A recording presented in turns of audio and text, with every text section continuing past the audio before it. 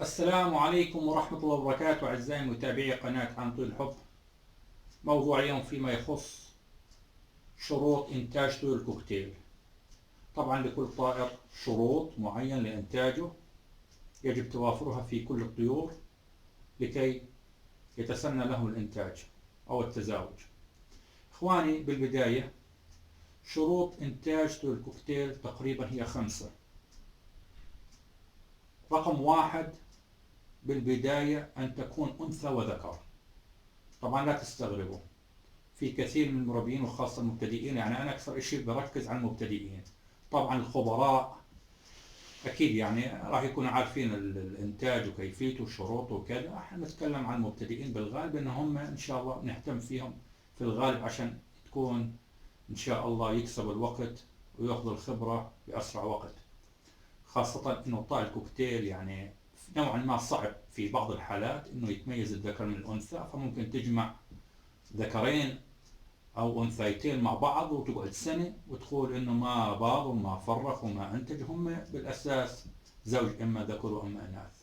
طبعا طرحنا موضوع تحديد الجنس، موضوع ثاني. احنا بدنا اليوم أهم شيء الشروط. يعني في البداية كما ذكرت، الشرط الأول أن تكون أنثى وذكر. رقم 2 توفر عامل الوقت أو العمر، أن تكون أعمارهم فوق 8 شهور.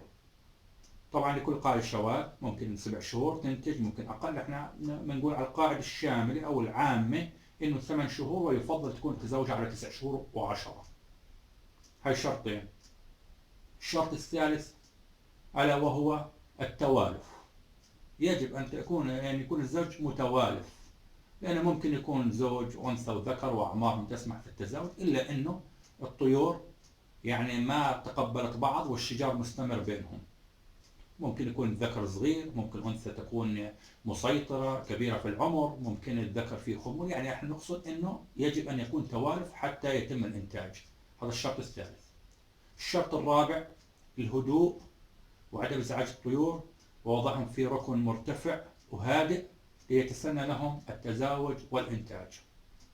الشرط الرابع الا وهو التغذية، الاهتمام في التغذية، او نعطي برنامج شامل للتغذية وافي من الحبوب ومن دوار الشمس ومن الخضروات ومن القمح المنقوع والبيض والبقسماط. يعني نعمل برنامج بيساعد في عملية تزاوج الطيور.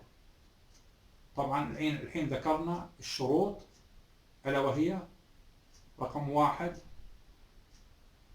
أن تكون أنثى وذكر. رقم 2 أن تكون الطيور في أعمار تسمح في التزاوج. رقم 3 التوالف. رقم 4 تهيئة الهدوء في المكان المناسب والمرتفع.